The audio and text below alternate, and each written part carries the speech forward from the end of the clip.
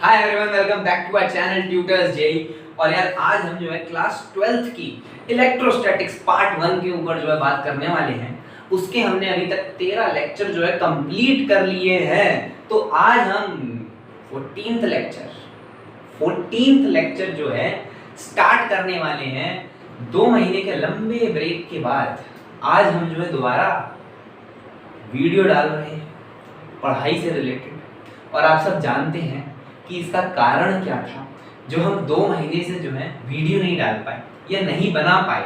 बन रही होती तो डाल ही देते यार, नहीं बना पाए। उसका कारण जो है आप सब लोग भली भांति जानते हैं, आप सबको पता है। हमने जो है मैंने तो अपने चैनल पे कम्युनिटी भी डाला था, उसमें बताया था कि यार ऐसा ऐसा कारण है जिस वजह से हम जो है नहीं बना पा रहे। और ठीक है, अब जो हो गया, लेट भले ही लेकिन पीछे नहीं है। लेट भले ही लेकिन पीछे नहीं है।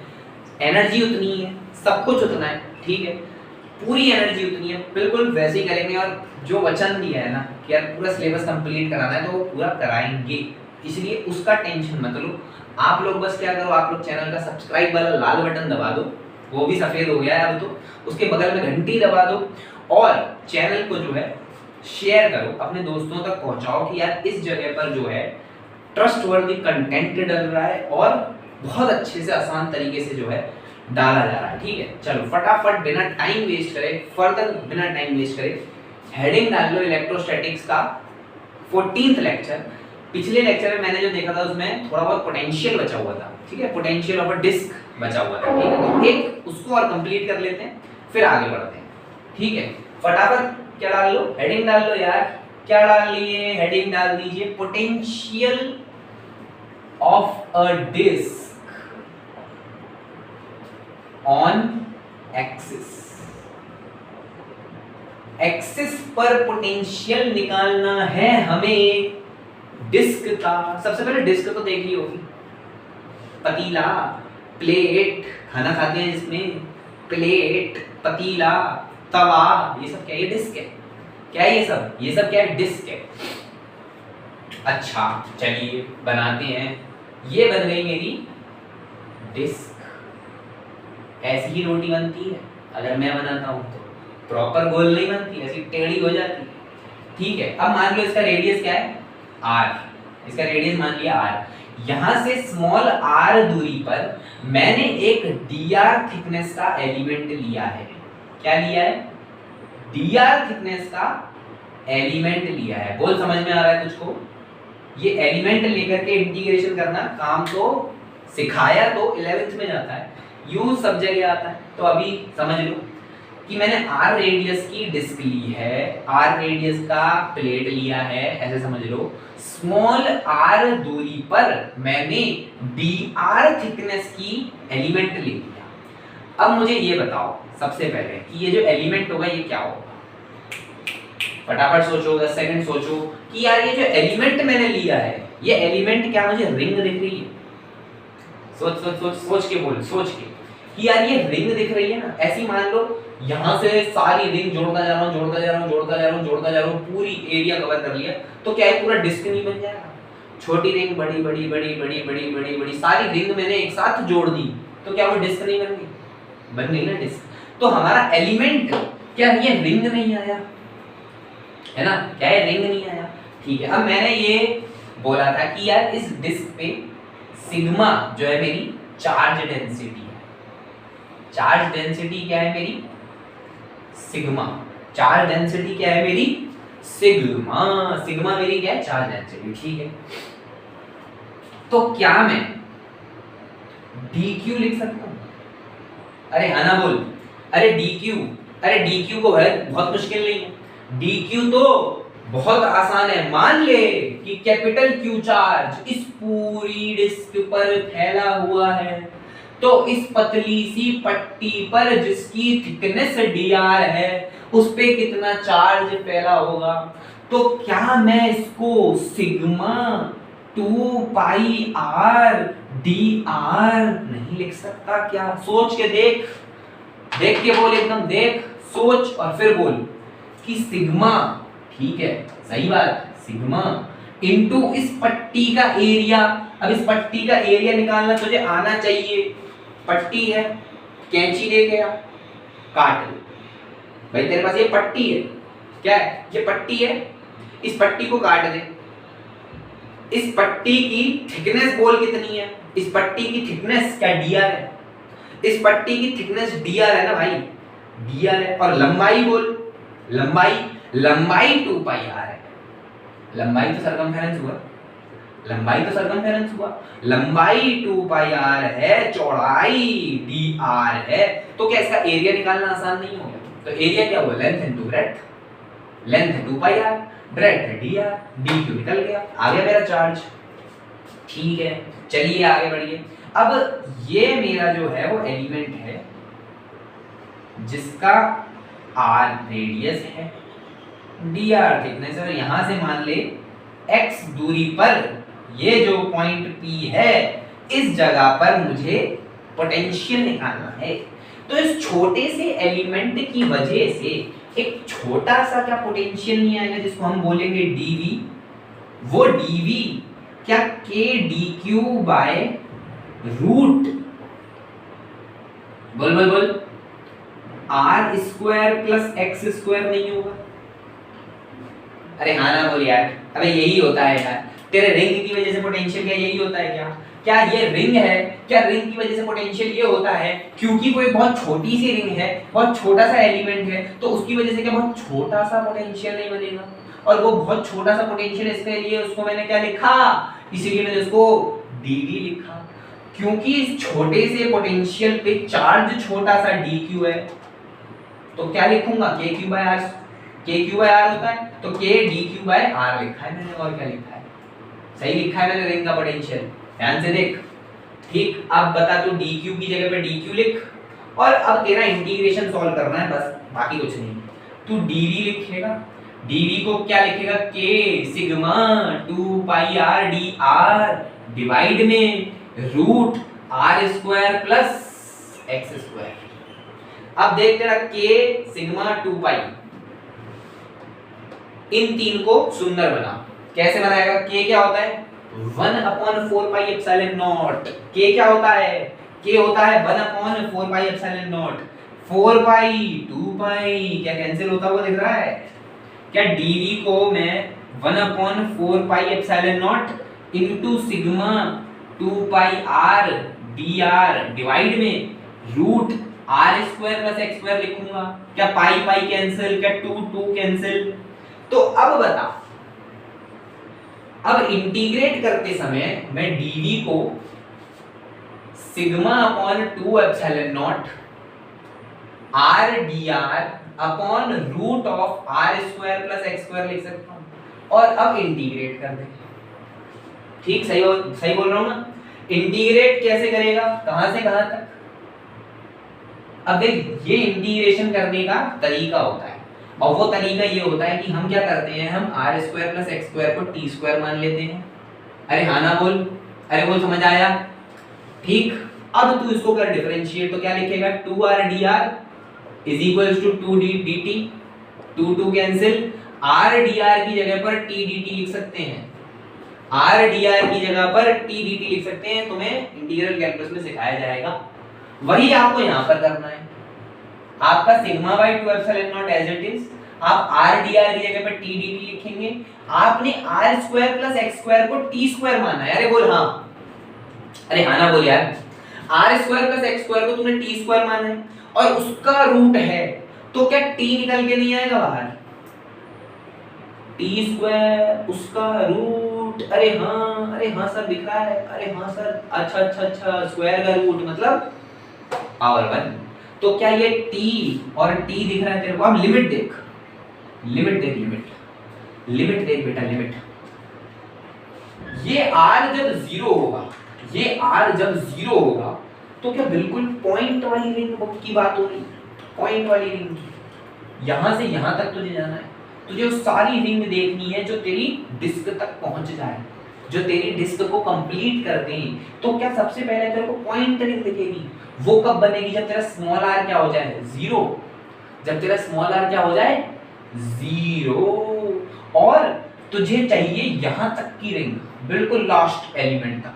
तो उसके लिए तुझे क्या करना पड़ेगा, तेरा स्मॉल r क्या कैपिटल R नहीं हो जाए, स्मॉल आर कैपिटल आर हुआ तो तेरी पूरी डिस्क यहां से लेकर के यहां तक कवर हो गई। अरे हो गई कि नहीं? तो तू इसमें देख, जैसे ही तूने स्मॉल आर को 0 डाला तो तेरा टी क्या हुआ?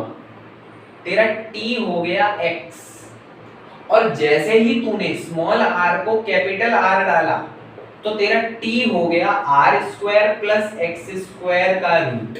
ध्यान से देख, ध्यान से देख, ध्यान से देख, तूने r को 0 डाला, वो तुझे तेरी लिमिट है, तेरी लिमिट स्मॉल r पर है, तेरी लिमिट स्मॉल r पर है, क्योंकि तू चाहेगा कि एकदम छोटी सी रिंग से लेकर के एकदम बड़ी तक की रिंग बन जाए ताकि मेरी पूरी डिस्क कवर हो जाए। तो तूने सबसे पहले r इक्वल टू 0 डाला, जैसे ही तूने स्मॉल r इक्वल टू 0 डाला तेरा t हो गया x, तूने small r equal to capital R डाला, तेरा t हो गया root of r square plus x square, और तुझे t की ही लिमिट रखनी है यहाँ पे क्योंकि तेरा वेरिएबल t है, तेरा वेरिएबल t है, ये t कैंसिल, लिमिट आ गया x से लेकर के root of r square plus x square तक।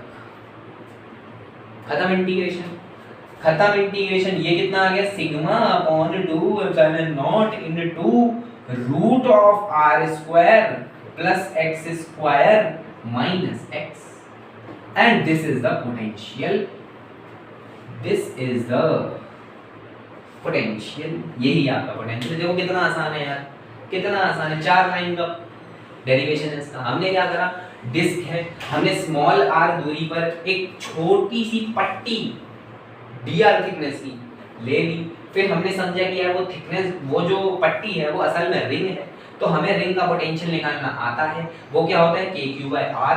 अब Q है, वहां पर Q हमारा dQ है क्योंकि इस रिंग पर स्मॉल dQ चार्ज है, तो हमारा K dQ आ गया, रूट में हमारा r square plus x square आ गया। फिर इसको जब गणित को सॉल्व किया तो हमारा ये आ गया। अब इस इंटीग्रेशन को सॉल्व हमने इस प्रकार किया है ना, इस इंटीग्रेशन को हमने ऐसे सॉल्व किया, सॉल्व करने के बाद हमारे पास ये बचा sigma upon 2 epsilon naught root of r square plus x square minus x। इस डेरिवेशन को आप कम से कम 2 बार कर लो, एक बार देख के एक बार बिना देखे। जिंदगी में, मेरी बात सच बोल रहा हूं मैं, एकदम सच बोल रहा हूं, 100% गारंटी ले लूंगा, इस डेरिवेशन को कभी नहीं भूल पाओगे। बहुत लल्लू डेरिवेशन है, और सारी डेरिवेशन के लिए बोल रहा हूं, जो थोड़ी टफ डेरिवेशन भी हैं उनको भी क्या करो भाई, मैक्सिमम 3 बार कर लो, अपने हाथों से लिखो। आप जेई के बच्चे हो यार, आपको इस ऐसी मैथ्स से प्यार होना चाहिए। मेडिकल वाले में तो चलो मैं मान सकता हूँ कि नहीं, आप लोग सीधा रट लो, कोई परेशानी नहीं है। मैथ्स वाले बच्चे हो, आपको इंटीग्रेशन देख करके खुशी आ जानी चाहिए चेहरे पे। हालांकि नहीं आती, आंसू आते हैं, मुझे भी पता है, मैंने भी फेस किया है, लेकिन इंटीग्रेशन देख के अगर आपके चेहरे पे खुशी आती है ना, तो वो मजा है पढ़ने का, वो मजा है जिंदगी का, वही आपको लेना है। प्रोसेस का मजा लो यार, प्रोसेस का मजा लो। जो आपकी मेहनत हो रही है, जो आप लड़ रहे हो एक एग्जाम के लिए, एक सीट के लिए, उस प्रोसेस का मजा लो। रिजल्ट तो देखा जाएगा यार, क्या होगा, या तो जीतेंगे या तो हारेंगे। हार पे भी खुश हैं, जीत पे भी खुश हैं, लेकिन जो हमने लड़ाई करी उसका आनंद लो जिंदगी में, तब तो मजा है। ठीक है, तो ये डेरिवेशन 1-2 बार करके देखो, तब आपको जो है मजा आएगा। ठीक, चलिए अब बढ़ते हैं अपने नए टॉपिक की तरफ, जो कि बहुत इंपॉर्टेंट टॉपिक है। एनटीए हो चाहे आईआईटी, इस कॉन्सेप्ट को जरूर उठाता है और इससे सवाल पूछ लिया जाता है। ठीक है, अगर इलेक्ट्रो 1 से सवाल आ रहा है तो 3 में से 1 सवाल इस टॉपिक पर जरूर हो। ठीक है, अच्छा टॉपिक है, इजी टॉपिक है, काफी सारे सवाल इस पे बनते हैं, आपको पीवाईक्यूज में दिख जाएंगे जब आप पीवाईक्यू सॉल्व करेंगे, और काफी इजी टॉपिक भी है, गलत करने की कोई गुंजाइश ही नहीं है, आप सिर्फ सही ही करोगे। बस आपको क्या करना है, इस 20-25 मिनट के लेक्चर को तरीके से देखना है, सब समझ में आ जाएगा बहुत ही आसान तरीके से। ठीक है, हेडिंग क्या डाल लो फटाफट, हेडिंग डाल लो relation between electric field and potential.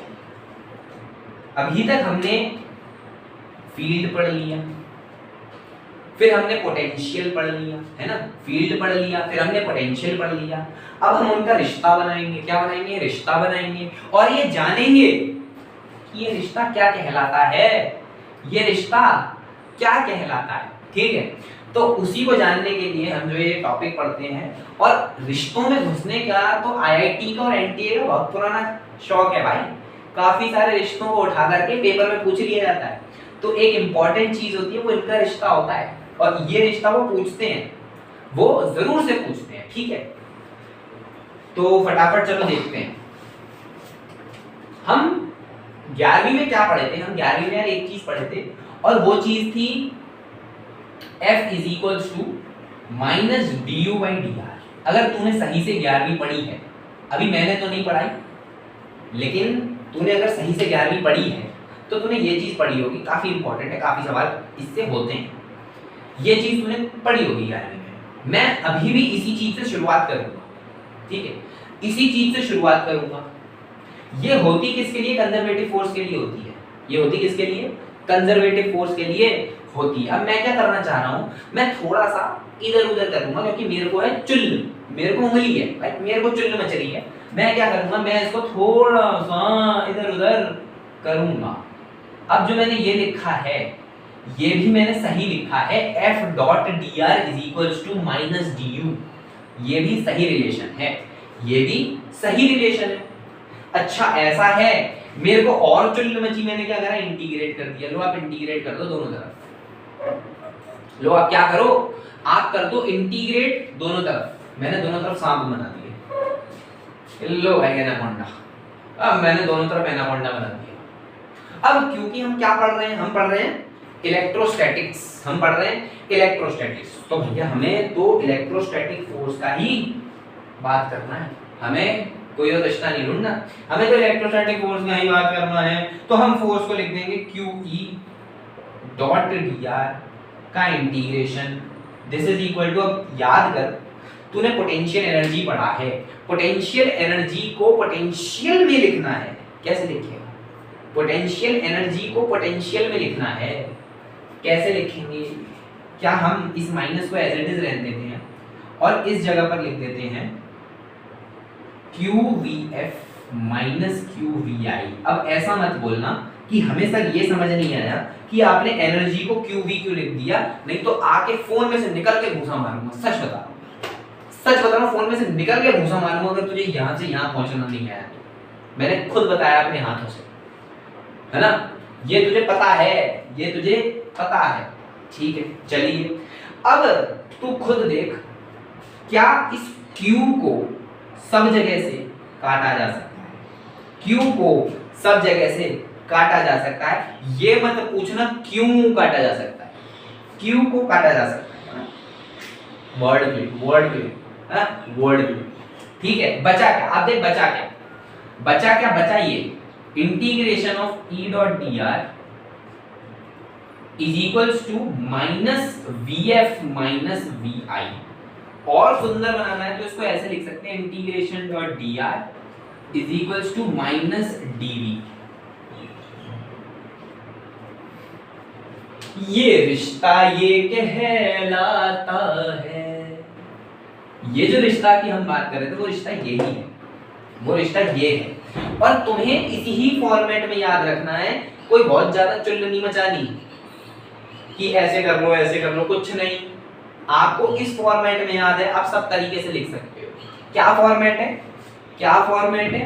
Integration of E dot D R is equals to minus DV। इससे ज्यादा दिमाग नहीं चलाना, ठीक।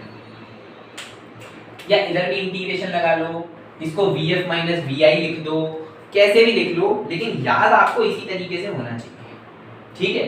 याद आपको इसी तरीके से होना चाहिए, चाहे जैसे भी सवाल हो सब बन जाएंगे, कोई परेशानी वाली बात है ही नहीं। बहुत तुझे इतना समझ में आ गया। मैंने शुरुआत करी यहाँ से, फिर मैं फोर्स को ले लिया QE पर, फिर मैं एनर्जी को ले लिया पोटेंशियल पर, फिर उनको रिलेट कर दिया। एकदम सिंपल सी बात है, इससे ज्यादा कहानी जानने की तुझे जरूरत नहीं है। बहुत काफी कहानी बना सकते हैं, वर्क डन ला सकते हैं, फलाना ला सकते हैं, लेकिन जरूरत हो तो बताऊं मैं, जरूरत ही नहीं है। तुझे इतना समझना है बस, तुझे ये चीज समझ में आती है कि ये कहां से आई, ये यहां से आई, तू ये समझ गया कि यार ये है क्या, बस। अब तू खुद देख, तू सवाल से समझेगा। मैं तेरे को सवाल कराता हूं, देख,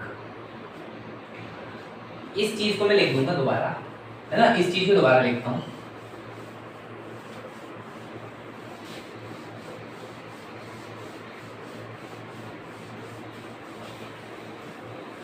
अब जो तेरी इंटीग्रेशन में इलेक्ट्रिक फील्ड थी, है ना, तेरा ये था इंटीग्रेशन में electric field minus V F minus V I, ये लिखा है, ठीक है, इतना जान लो। अब हो सकता है कि तेरी इलेक्ट्रिक फील्ड कांस्टेंट हो, चेंज ही ना कर रही हो, और ऐसा भी हो सकता है कि तेरा इलेक्ट्रिक फील्ड नॉन यूनिफॉर्म हो, है ना। एक केस तो हो सकता है तेरा इलेक्ट्रिक फील्ड यूनिफॉर्म हो, एक केस ये भी हो सकता है कि तेरा इलेक्ट्रिक फील्ड नॉन यूनिफॉर्म हो, ठीक है। दोनों केस हो सकते हैं, दोनों केस में चर्चा करेंगे। भाई सिंपल सी बात है, यूनिफॉर्म होगी कांस्टेंट होगी तो इंटीग्रेशन के बाहर आ जाएगा, अगर नहीं होगी तो इंटीग्रेशन के अंदर रहेगा। बस एक पॉइंट जो आपको याद रखना है कि यार ये डॉट है, यहाँ पे डॉट प्रोडक्ट होगा, यहाँ पे cos थीटा का काम है, cos थीटा का काम है। चलिए, अब इतनी चीज से देख करके मैं एक चीज और बता सकता हूं, और उस लाइन को दिमाग में उस प्रकार चिपका लो जिस प्रकार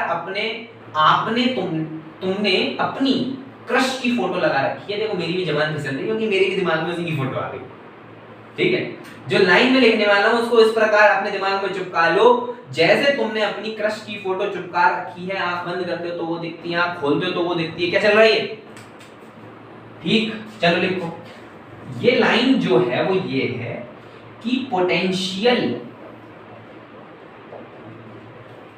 डिक्रीजेस एज, या फिर और सुंदर बनाना है तो बोल सकते हैं decreases in the direction of increasing electric field.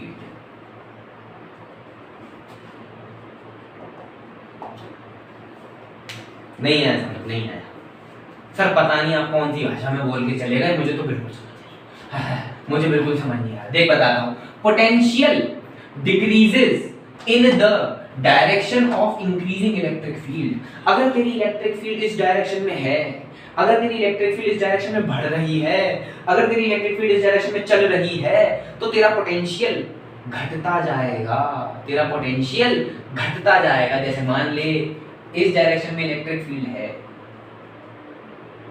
ये A है, ये B है, तो मैं इस लाइन को पढ़ के ये बता सकता हूं कि पोटेंशियल A का ज्यादा है B से।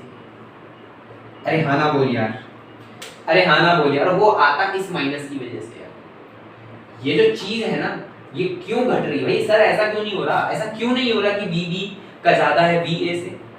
क्यों नहीं हो रहा? VB का ज्यादा हो जाए, VB का ज्यादा क्यों नहीं हो रहा? VB का कम क्यों है BA से? वो इस वजह से क्योंकि यहाँ पे जो माइनस है ना बाबू, ये जो माइनस है, ये जो माइनस है, ये माइनस यही चीज बता रहा है कि घट रहा है, कि घट रहा है जैसे हम आगे बढ़ते जा रहे हैं। बोल हाँ कि ना बोल, तुझे समझ में आया? ठीक। अब देख VA का ज्यादा है VB से, VA का ज्यादा है VB से, ठीक है। अब ये लाइन तेरे दिमाग में एकदम छपी होनी चाहिए, एकदम क्लियर कट तेरे दिमाग में ये बात छपी होनी चाहिए। चल अब आते हैं, तेरे को एक दो सवाल बताता हूं, उससे तेरी अंडरस्टैंडिंग डेवलप हो जाएगी, ठीक है। देख मैं तेरे को बोलता हूं, पहले तो कांस्टेंट इलेक्ट्रिक फील्ड की बात कर लेते हैं, ठीक। कांस्टेंट इलेक्ट्रिक फील्ड की बात कर लेते हैं। अब देख, हाँ, कांस्टेंट इलेक्ट्रिक फील्ड में मान ले तेरे पास ये एक प्लेट है, ये एक प्लेट है, ठीक।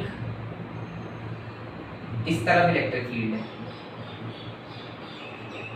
ठीक है। और इलेक्ट्रिक फील्ड भी कितनी है? इलेक्ट्रिक फील्ड मान ले 20 न्यूटन पर कूलम, ठीक है, 20 न्यूटन पर कूलम। और ये डिस्टेंस कितना है? मान ले 2 मीटर, ठीक है, 2 मीटर है। और यहाँ पे पोटेंशियल है 40 वोल्ट, ठीक है। बहुत अच्छा एग्जांपल है कॉन्सेप्ट समझाने के लिए। ये एक प्लेट है, ये एक प्लेट है, इधर से इस तरफ इलेक्ट्रिक फील्ड आ रही है, या इस तरफ से निकल के इस तरफ इलेक्ट्रिक फील्ड है। इलेक्ट्रिक फील्ड का मैंने आपको मैग्नीट्यूड दे दिया, बोल कितना है? 20, बोल कितना है? 20। ये डिस्टेंस कितना है? बोल 2 मीटर, 2 मीटर। और मैंने बोला है कि इस प्लेट पर पोटेंशियल 40 वोल्ट है। कितना है? 40 वोल्ट। वो तुझे इस प्लेट पे पोटेंशियल बताना है, तुझे इस प्लेट पे पोटेंशियल बताना है। तो तेरे दिमाग में सिंपल सी बात आई कि यार इलेक्ट्रिक फील्ड जो है 20 न्यूटन पर कूलम है। इलेक्ट्रिक फील्ड क्या है? कांस्टेंट है। क्या है? कांस्टेंट है। कांस्टेंट है तो ये इलेक्ट्रिक फील्ड, डॉट प्रोडक्ट को समझ पहले। डॉट प्रोडक्ट कैसे? इसी डायरेक्शन में इलेक्ट्रिक फील्ड, इसी डायरेक्शन में तू जा रहा है, यहां से चल के इधर जा रहा है, यहां से चल के इधर जा रहा है, अरे चल के जा रहा है, अरे हाँ ना बोल यार, यहां से चल के तू इधर जा रहा है, तो बोल cos 0 हुआ। cos 0 हुआ इसका मतलब 1। और जैसे ही ये डॉट प्रोडक्ट खत्म हुआ e बाहर आ गया। और इंटीग्रेशन ऑफ dr क्या होता है? ये लेंथ, ये लेंथ कितनी है, ये लेंथ कितनी है। खत्म हो गया सवाल, सवाल खत्म भाई। मैंने ये बोला कि cos कितना हो गया? cos 0 हो गया। cos 0 मतलब 1। तो जो इंटीग्रेशन में आपका e डॉट dr था वो e dr बचा, और यहाँ पे माइनस bf माइनस vi है। ठीक है, अब आपका e dr से सॉल्व करके, हालांकि मैं इसको मैथमेटिक्स से सॉल्व नहीं करना चाह रहा, मैं इसको चाह रहा हूँ कि आप थोड़ा दिमाग से सॉल्व करो। ठीक है, इससे सॉल्व नहीं करना, इससे भी आंसर आ जाता, लेकिन मैं चाह रहा हूँ थोड़ा दिमाग लगाओ। तो मैं क्या करूंगा? मैं बोल दूंगा फील्ड मल्टीप्लाई में 2। तो ये क्या मेरा चेंज इन पोटेंशियल आएगा? भाई चेंज इन पोटेंशियल ही तो है, चेंज इन पोटेंशियल ही तो है। चेंज इन पोटेंशियल आएगा, कितना आया? चेंज इन पोटेंशियल आ गया 40 volt. This is change in potential, this is change in potential. अब आपका दिमाग चल रहा है यार भाई साहब यहाँ तो 40 लिखा हुआ है, 40 लिखा हुआ है, तो या तो 40 ज्यादा हो सकता है या तो 40 कम हो सकता है। तो या तो इस जगह पे पोटेंशियल क्या होगा? 0 वोल्ट, या तो होगा 80 वोल्ट। अरे बोल हाँ कि ना, बोल तुझे समझ आ रहा है कि यार या तो होगा 0 वोल्ट या तो होगा 80 वोल्ट। अब क्या आंसर होना चाहिए? क्या आंसर होना चाहिए? आंसर होना चाहिए 0 वोल्ट। क्यों? जिस तरफ इलेक्ट्रिक फील्ड बढ़ रही है उस तरफ पोटेंशियल घट रहा है। क्लियर हुआ? यहां से क्लियर हुआ कि नहीं हुआ? अरे भाई आपके दिमाग में 0 वोल्ट और 80 वोल्ट दो ऑप्शन आ रहे हैं, अरे आ रहे हैं कि नहीं आ रहे हैं? 0 वोल्ट और 80 वोल्ट। आपका आंसर 0 है, 80 क्यों नहीं है? आपका आंसर 80 क्यों नहीं है? 80 इसलिए नहीं है क्योंकि आपकी इलेक्ट्रिक फील्ड जिस डायरेक्शन में बढ़ती है उस डायरेक्शन में आपका पोटेंशियल तो घटता है। अगर यहाँ 40 से 80 हुआ तो इलेक्ट्रिक फील्ड इस डायरेक्शन में बढ़ कैसे सकती है? आपका आंसर 0 वोल्ट होना चाहिए। ये बहुत बढ़िया एग्जांपल है समझने के लिए, समझने के बेसिस पे। ठीक, एक और एग्जांपल, एक और बहुत सुंदर सा एग्जांपल, बहुत सुंदर सा, बहुत मजेदार, बहुत अच्छा लगेगा आपको। अरे एकदम क्यूट सा, है ना? लड़कियों को एकदम क्यूट लड़के पसंद आते हैं। क्यूट सा सवाल देता हूँ। क्या मतलब हमारी ऑडियंस लड़की नहीं है? ठीक है, ये इलेक्ट्रिक फील्ड है, कितना ले बताओ? 10 ले लो, चलो 10 न्यूटन पर कूलम। ठीक है, मैंने बोला है स्क्वायर बना दो। क्या बना लो? एक बना लो स्क्वायर। मान लो इसको a मान लो, इसको b मान लो, इसको c मान लो, इसको d मान लो। ये क्या हमारा स्क्वायर है, तो सारी साइड्स बराबर, और एक साइड मान लो कितना? 1 मीटर मान लेते हैं। ठीक है, एक साइड मेरी कितनी है? 1 मीटर। कितनी है? 1 मीटर। मैं आपको 3-4 चीजें पूछ लेता हूं, जिसमें पहली चीज है VA माइनस VB, दूसरी है VB माइनस VC, तीसरी है VC माइनस VD, चौथी है VD माइनस VA, पांचवी है VC माइनस VA।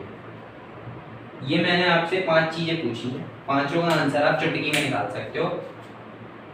शक्ति चुटकी में बता सकते हो। ठीक है, पहला सवाल समझो VA माइनस VB है, दूसरा सवाल समझो VB माइनस VC है, तीसरा सवाल समझो VC माइनस VD है, अरे चौथा समझ लो VD माइनस VA है, पांचवा VC माइनस VA है। ठीक है, समझ सकते हैं कि नहीं समझ सकते? ठीक है, अब आप मुझे VA माइनस VB में सबसे पहले तो ये बताओ कि VA VB ये VA है, ये VB है, किसका पोटेंशियल ज्यादा होगा? VA का ज्यादा है या VA का कम है या दोनों का बराबर है? पहला सवाल बताओ, सोचो, 10 सेकंड लो, समझो कि VA का ज्यादा है, VB का ज्यादा है या दोनों का बराबर है? सही जवाब जो है वो है दोनों का बराबर है। VA और VB दोनों सेम पोटेंशियल में है। अरे भाई साहब, सेम ही तो दूरी है। आप मुझे एक बात बताओ, इक्वल पोटेंशियल सरफेसेस बाद का टॉपिक है, लेकिन मैं यहीं पे आपको हिंट दे देता हूं। ये जगह जो है, ये जो लाइन है, ये इक्वी पोटेंशियल है, यहां पे पोटेंशियल बराबर है। भाई यहां से यहां पे आने पे पोटेंशियल घट रहा है ना, यहां से यहां आ रहा हूं तो पोटेंशियल घट रहा है, लेकिन केवल इसी जगह पे खड़ा हूं तो कितना है बाबू? तो बाबू पोटेंशियल बराबर हुआ ना। तो बता इसका आंसर कितना हुआ? इसका आंसर तो शून्य हो गया, शून्य, क्योंकि there is no change in potential, the potential is equal, potential में कोई डिफरेंस ही नहीं है। अब बात करो यहाँ पे VB माइनस VC, यही पूछा है ना, VB का ज्यादा है कि VC का ज्यादा है? भाई VB क्या है? आगे की तरफ है, आगे की तरफ है, इसका मतलब कम है। VC क्या है? ज्यादा है, तो इसका मतलब सबसे पहले तो मैं ये लिख सकता हूँ, दूसरा सवाल सॉल्व करूंगा तो लिख सकता हूँ VC बड़ा है VB से। अरे बाबा, इसका मतलब ये क्या आएगा? नेगेटिव आएगा कि नहीं आएगा? नेगेटिव आएगा कि नहीं आएगा? VC ज्यादा है VB से, तो क्या नेगेटिव आएगा? क्या नेगेटिव आएगा कि नहीं आएगा? आएगा नेगेटिव, आएगा नेगेटिव। अब बोल क्या करें सॉल्व? क्या तू इतना लिख सकता है? 10 into 1 is equals to change in potential, और ये जो चेंज इन पोटेंशियल आया ये आया 10, और ये जो आएगा ये आएगा VC minus VB is equals to 10। कैसे लिख दिया डायरेक्ट? देख, इसको करने के तरीके बहुत सारे हैं। तू यहाँ पे cos का एंगल ले ले, मैंने cos को 0 लिया है। क्यों cos को 0 लिया है? क्योंकि मैंने माना कि मैं C से चल के B पे आ रहा हूं, मैंने माना कि मैं C से चल के B पे आ रहा हूं। अगर मैं cos 180 लेता तो मैं मानता कि मैं B से चल के C पे जा रहा हूं। आई बात समझ में कि नहीं आई? cos 0 मान रहा हूं, इसका मतलब मैं मान रहा हूं कि C से चल के B पे आ रहा हूं, तो सेम डायरेक्शन हो गया ना R का और E का। अगर मैं बोलता कि मैं B से चल के C पे जा रहा हूं इधर, तो मैं मानता कि यार E और R में डिफरेंस कितना है? 180 एंगल। और जब मैं इधर 180 लिखता तो मेरा ऑटोमेटिकली -10 आता, और -10 आता तो मेरा automatically answer VB minus VC आता, क्योंकि तुम जहां से चल के जा रहे हो, तुम B से C पे चल के जा रहे हो, तो तुम्हें VB माइनस VC देगा ना। लेकिन मैंने माना कि मैं VC से VB चल के आ रहा हूं, तो मेरा आंसर उसने VC माइनस VB दिया। तो यहां पे मेरा आंसर कितना हो जाएगा? माइनस का 10 वोल्ट, माइनस का 10 वोल्ट। अब ये कुछ गलतियां ना ऑप्शन आपको बना के देगा। जेईई मेन क्या करता है? जेईई मेन यही तो करता है, जेईई मेन यही करता है, आपको ऑप्शन में नेगेटिव दे देगा, एक पॉजिटिव दे देगा, ले बेटा फंस। और हम जैसे नहीं बोलूंगा, तुम जैसे बेवकूफ लोग क्या करते हैं? माइनस प्लस की ही गलती करते हैं। मैग्नीट्यूड तो मैं जानता हूं 90% लोग सही निकालते हैं, मुझे पता है कि 90% लोग, ज्यादा बोल दिया क्या, 70-80% लोग मैग्नीट्यूड सही निकालते हैं, लेकिन वो क्योंकि माइनस के साइन में फंस जाते हैं और उनको यही छोटे कॉन्सेप्ट, ये छोटी बातें क्लियर नहीं होती, इस वजह से फंस जाते हैं। चल आगे का देख। अब तू बता सकता है कि यार VCD क्यों 0 होगा ना? ये 0 होगा कि नहीं होगा? क्योंकि सेम ही लाइन पे है, सेम प्लेन पे है। ठीक है, ऐसी बता। थर्ड है ना, फोर्थ VD माइनस VA। पहले तो ये क्लियर कर कि VD माइनस VA क्या पॉजिटिव होगा? भाई VA कम है, VD ज्यादा है, तो क्या ये पॉजिटिव हुआ? ठीक है, हाँ पॉजिटिव हुआ। बता कहां से कहां चलना चाहेगा? चल मैं अब मान लेता हूं कि A से D चल। उल्टा सोचते हैं, उल्टा सोचेंगे तो सीधा तो सोच ही लेंगे, उल्टा सोचते हैं सीधा तो सोच ही लेंगे, उल्टा आ गया तो मैं क्या मान रहा हूं? मैं मान रहा हूं कि यार A से D चल रहे हैं। क्या बोल मान रहा हूं मैं? A से D चल रहे हैं। A से D चल रहे हैं तो एंगल बता कितना होगा? एंगल कितना हो जाएगा? cos 180। एंगल कितना हो जाएगा? cos 180। और ये मेरा क्या? डेल्टा भी। ये मेरा क्या है? अरे डेल्टा भी है। तो E क्या है? 10, R क्या है? 1 cos 180 क्या हो गया -1, ये मेरा गया डेल्टा बी। अब ये कितना आ गया -10, और कहां से कहां चल के गया हूं, ए से डी चल के गया हूं, तो क्या लिखूंगा VA माइनस VD, ठीक, VA माइनस VD। तो मुझे चाहिए क्या, मुझे चाहिए VD माइनस VA, तो आंसर VD माइनस VA चाहिए, तो मैं लिख दूंगा VD माइनस VA -10 है, लिख दो। आंसर क्या आ गया -10 वोल्ट। बोल तेरी समझ में चारों सवाल प्रॉपर तरीके से आए हैं। यहां पे मैं क्या हुआ, यहां पे मैं A से D चला, तो तेरा R वेक्टर इस तरफ है और E वेक्टर इस तरफ है, तो एंगल कितना हो गया 180। ठीक है, आई होप इसमें परेशानी नहीं आ रही है। बहुत ही लल्लू चीज है, बहुत ही आसान तरीके से मैंने जो है बताया है। ठीक है, अब देख पांचवा इंटरेस्टिंग है। पांचवा तुझको बोला जा रहा है कि यार अब तू C से A जा रहा है, सबसे पहले बता C का ज्यादा होगा कि A का ज्यादा होगा। C का ज्यादा होगा ऑब्वियसली, C पीछे है A आगे, C पीछे है A आगे है, तो सही बात है क्या पोटेंशियल C का ज्यादा होगा A से। ठीक है, अब ये बता दिया, अब तेरा एंगल का काम यहाँ पे जरूरी है। ये एंगल क्या है 45 डिग्री है ना, ये एंगल क्या है 45 डिग्री। तो तू C से A चलना चाहेगा या A से C चलना चाहेगा? चल C से A चलते हैं, अभी सीधा काम करते हैं, C से A चलते हैं। ठीक है, क्या करते हैं C से A, तो खुद बता मैं क्या लिखूं, मैं लिखूंगा E into R into cos 45 degree is equals to delta B. ठीक है, बोल कितना आएगा, बोल E कितना है 10, R कितना है, ये कितना हो गया 1/√2 हो गया। अब ये मत बोलियो कि 1/√2 कैसे हुआ, ये 1 का स्क्वायर उसका रूट है ना, तो √2 हो गया। cos 45 कितना होता है 1/√2, दिस इज डेल्टा बी। ठीक है, अब देख √2 गया 10 आ गया, और ये कितना है डेल्टा बी, ये कितना है VC minus VA, VC minus VA आ गया आंसर। कोई मुश्किल था क्या, कोई मुश्किल था? क्योंकि मैं C से A चल के आ रहा हूं तो मैं डेल्टा बी में VC माइनस VA लिखूंगा।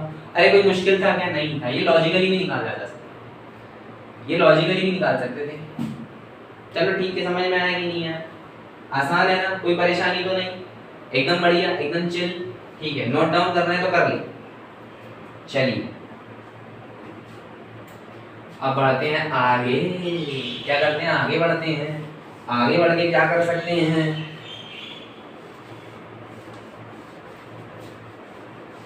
अब एक बार देखते हैं नॉन यूनिफॉर्म इलेक्ट्रिक फील्ड। ठीक है, non uniform electric field, electric field क्या वेक्टर है, इलेक्ट्रिक फील्ड क्या है वेक्टर है, इलेक्ट्रिक फील्ड एक वेक्टर है, तो हम उसको कंपोनेंट्स में लिख सकते हैं, I cap, J cap, K cap लिख सकते हैं, है ना, क्योंकि इलेक्ट्रिक फील्ड क्या है वेक्टर है। तो अगर मेरी इलेक्ट्रिक फील्ड नॉन यूनिफॉर्म है तो मेरे को लिखने का सबसे बढ़िया तरीका जो होता है वो ये होता है, और ये तुमको याद रखना है।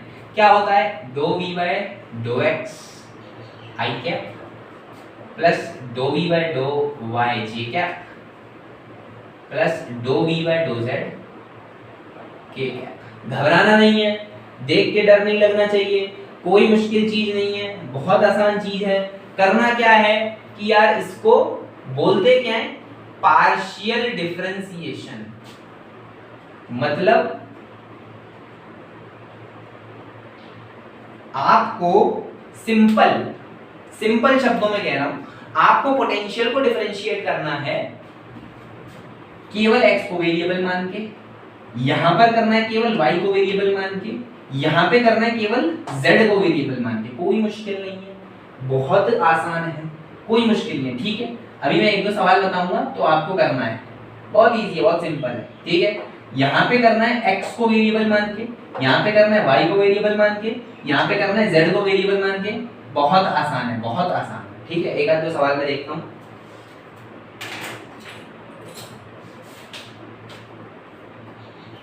आप इसको करो चलो सबसे पहले, आपको मैं बोल देता हूं मेरा पोटेंशियल जो है वो क्या है, x² प्लस वाई ले लेते हैं। हाँ ठीक है, चलो x² प्लस वाई मेरा जो है क्या है, पोटेंशियल है। अरे बाबा ये क्या दे दिया सर, ये तो हो ही नहीं पाएगा। मैंने आपको बोला है फाइंड इलेक्ट्रिक फील्ड। करना क्या है, बहुत आसान तरीके से करना है, कोई बहुत मुश्किल नहीं है, बहुत आसान है, कोई मुश्किल नहीं है, मैं आपको सिखा रहा हूँ, समझो ध्यान से समझो। मैंने अभी ऊपर क्या बताया, करना क्या है, कुछ नहीं। अगर मेरे को आई कंपोनेंट निकालना है तो मैं क्या करूंगा, मैं केवल x को वेरिएबल मान के पूरा डिफरेंशिएट कर दूंगा। मुझे j निकालना है तो मैं क्या करूंगा, केवल y को मान के पूरा डिफरेंशिएट कर दूंगा। k को निकालना है, k का वेरिएबल निकालना है तो क्या करूंगा, केवल z का मान के पूरा डिफरेंशिएट कर दूंगा। देख कैसे करेंगे। Electric field is minus dou v by dou x I cap plus dou v by dou z dou y j cap plus dou v by dou z k cap. अरे बहुत सुंदर, मजा आ गया, बहुत सुंदर बहुत सुंदर। अब देख क्या करेगा, v क्या है तेरा, x² प्लस y, लिख उसको x² plus y dou x, लिख दिया I cap, x² plus y dou y j cap plus x² plus y dou z k cap. आ गया, बहुत सुंदर, मजा आ गया। अब देख यहाँ पे तेरा वेरिएबल सिर्फ x है, बाकी सब कांस्टेंट है, तो y तेरा कांस्टेंट की तरह काम करेगा। अब डिफरेंशिएट करना तो तू जानता है, कोई मुश्किल बात नहीं है डिफरेंशिएट करना। तो इसको डिफरेंशिएट करेगा केवल x को वेरिएबल मान के, y को कांस्टेंट मान के, तो क्या तेरा आंसर 2x नहीं आना चाहिए। अरे भाई y तो कांस्टेंट है, कांस्टेंट का डिफरेंशिएशन 0, क्या बचा यहाँ पे x², तो x² का डिफरेंशिएशन क्या है 2xi कैप। सेम चीज इसमें कर। अब केवल तेरा y वेरिएबल है, तेरा x² वेरिएबल नहीं है, तो क्या आ जाएगा, केवल 1 j कैप। और यहाँ पर तो z का नाम का कुछ है ही नहीं, यहाँ z नाम का कुछ है ही नहीं, तो क्योंकि x भी कांस्टेंट y भी कांस्टेंट, तो यहाँ पे क्या हो जाएगा 0 k कैप। तो तेरी इलेक्ट्रिक फील्ड क्या हो गई बोल, -2xi cap minus j cap. बहुत सुंदर, मजा आ गया, बहुत आसान। कॉन्फिडेंस बढ़ा, कॉन्फिडेंस बढ़ना चाहिए। कॉन्फिडेंस बढ़ा कि नहीं बढ़ा, बहुत आसान चीज है, कोई मुश्किल नहीं है। ऐसे कईयों सवाल होते हैं जो कि केवल इसी चीज पे होते हैं, कई सवाल होते हैं। मैं इसको डिफिकल्ट बना सकता हूँ, वो इंटीग्रेशन, इसमें अच्छी अच्छी डाल दूंगा, अच्छी अच्छी डिफरेंशिएशन डाल दूंगा, अच्छी अच्छी इंटीग्रेशन डाल दूंगा, तो क्या होगा, मुश्किल बन जाएगा। ठीक है, ये बहुत बेसिक था, बहुत इजी था, तुझे समझ में आया, तू हाँ बोल अपने मन से, खुद अपने मुंह से बोल हाँ मुझे समझ में आया, कॉन्फिडेंस बढ़ेगा। ठीक है, बहुत आसान सवाल था, ये कर लिया तूने, बहुत अच्छी बात है। चलिए आगे बढ़ते हैं, एक आध सवाल और देखते हैं। चलिए, नित खैर मंगा सोनिया मैं तेरी, दुआरा कोई होर मंगला। नित खैर मंगा सोनिया मैं तेरी, दुआरा कोई होर मंगला, दुआरा कोई होर मंगला। चलिए एक टफ सवाल देखते हैं। ठीक है, टफ सवाल आप ले लो, यही ले लो। चलो क्या है सवाल में, सवाल में आपको दिया गया, अब आपको इलेक्ट्रिक फील्ड दे दी, और इलेक्ट्रिक फील्ड आपको दी है 3x² y i cap plus 2x³ y g cap, ये आपको दिया है। ये बहुत सुंदर सवाल है। अब आप चले करने की, चलो करेंगे बढ़िया तरीके से। और एक चीज और दे दो, और एक चीज और दी है आपको, बोला है A पॉइंट जो कि है मेरा 1,1 और B पॉइंट जो कि है मेरा 2,3। क्वेश्चन लिख के लाता हूं मैं तुम लोगों के लिए ताकि सही हो सवाल। ठीक है, आपको बोला है A से B पे बताना है, और A पर जो है पोटेंशियल आपका 0 है। A पर पोटेंशियल आपका क्या है 10, आपको पोटेंशियल बताना है B पर। खत्म सवाल। आपको इलेक्ट्रिक फील्ड दी है ऐसे, ये मेरी इलेक्ट्रिक फील्ड है, A पॉइंट ये 1,1, इस पर मुझे पोटेंशियल दिया है 10, B पॉइंट मेरा 2,3, इस पर मुझे पोटेंशियल बताना था। पता करना है। बोल कैसे होगा? देख, सबसे पहले तेरे दिमाग में आना चाहिए integration of E dot D R is equals to D V. आना वहीं से, कोई मुश्किल नहीं है, वहीं से ही आना है ना, वहीं से ही आना है। लेकिन जो तेरे को मैंने पहले बताया था कि ई तेरी यूनिफॉर्म है, कांस्टेंट है, तो क्या होगा कि ई इंटीग्रेशन के बाहर आ जाएगा। लेकिन इस केस में ई तेरा कांस्टेंट नहीं है, कुछ नहीं है, तो ई अब तेरा क्या है? वेरिएबल है। वेरिएबल है तो कैसे करेगा? Normal integration. लेकिन अब इसको इंटीग्रेट करने से पहले इसको थोड़ा सुंदर बना। क्या ये तेरा x cube y square perfect differential नहीं है? अरे सर ये तो सोच ही नहीं सकते। अरे सोच सकता है तू, सोच सकता है भाई, सोच सकता है। परफेक्ट डिफरेंशियल है। जैसे जैसे तू इंटीग्रेशन पढ़ेगा, इंटीग्रल कैलकुलस, तेरे को समझ में आने लग जाएगा कि यार ये जो x क्यूब y स्क्वायर, ये तेरा x क्यूब y स्क्वायर का परफेक्ट डिफरेंशियल है। अब इसको बनाया ताकि ये और आसान बन जाए भाई, मुश्किल बनाने के लिए नहीं किया। अब तू क्या करेगा? जो तू लिखता है वही लिखेगा।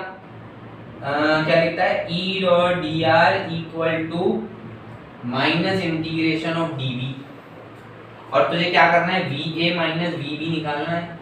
वी बी का पोटेंशियल निकालना है, वी ए का दिया है, और ए पॉइंट क्या है तेरा 1,1 और बी पॉइंट क्या है तेरा 2,3।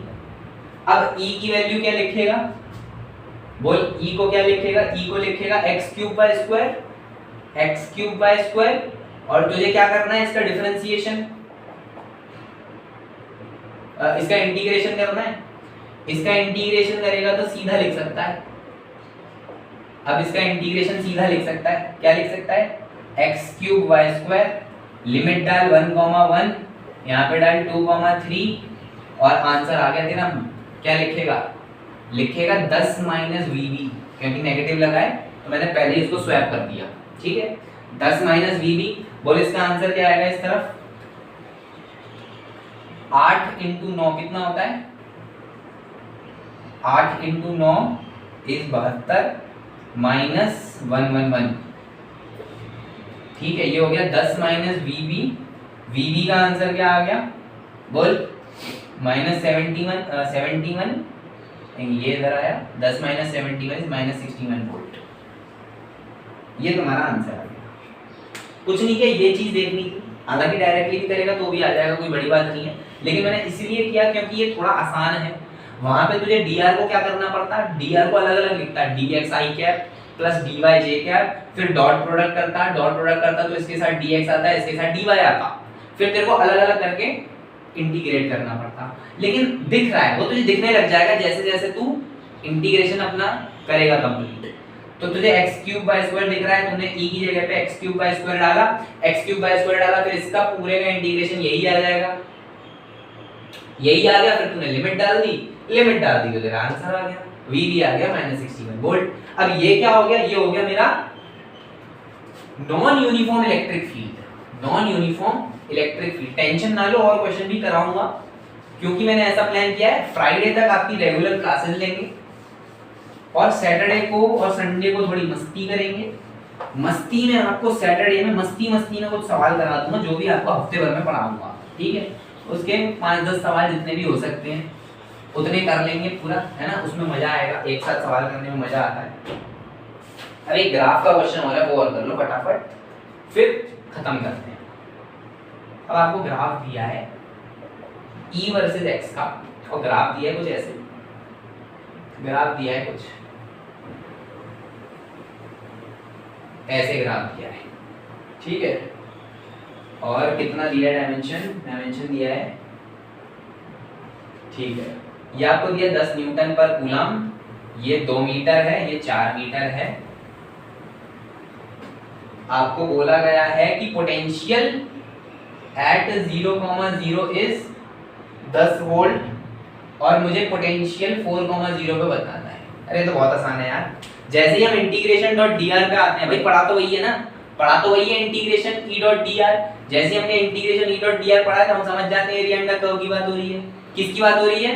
एरिया अंडर कर्व की। खत्म सवाल, खत्म सवाल। भाई मैं क्या लिखूंगा? Integration of e dot dr this is minus dv। सही बात है ना। अब ये चीज क्या है? ये चीज है एरिया अंडर कर्व, ये चीज क्या है? Area under curve, area under curve, यहाँ पे एरिया अंडर कर्व क्या, बोलिए पूरे का एरिया ले ले, कितना हो गया ये पूरे का एरिया, हाँ ये हो गया तेरा 2 × 10 20 प्लस हाफ इंटू 2 × 10 मतलब कि 10 और कितना हो गया 30। तो इसकी वैल्यू E डॉट dr की वैल्यू कितनी आ गई 30 and this is equal to minus v at 4,0 minus v at 0,0 और ये चीज तुझको पता है कितनी है 10, तो तू क्या लिखेगा 30 equal to minus v minus 10, कितना हो गया v कितना आ गया, यहां लिखते v कितना आ गया 10 minus 30 that is equal to minus 20 volt. बोल तुझे समझ में आया क्या, अरे बोल तुझे समझ में आया क्या, बहुत इजी था यार, ये रिश्ता क्या कहलाता है वो आप समझ गए। मैं भी थोड़ा थक गया हूँ इसलिए मैं शायद उतनी एनर्जी एक्सप्रेस नहीं कर पा रहा, लेकिन कॉन्सेप्ट बहुत इजी है, कॉन्सेप्ट बहुत आसान है, वो आपको समझ में आना चाहिए। बिल्कुल इसी तरीके से आपको चलने हैं, और भी सवाल जो है मैं सैटरडे को कराने की कोशिश करूंगा। आप क्या करो, इसी तरीके के सवाल काफी सारे प्रैक्टिस कर लो, प्रैक्टिस से और अच्छे सवाल आप करने की लायक बन जाओगे। ठीक है, प्लान तो मेरा यही है कि फ्राइडे तक क्लासेस लेंगे, सैटरडे संडे फिर मस्ती करेंगे, है ना, मस्ती करेंगे, समझ जाओ मस्ती करेंगे। ठीक है, आज के लिए इतना ही, धन्यवाद, मिलते हैं अपने अगले लेक्चर में। ठीक है, थैंक यू।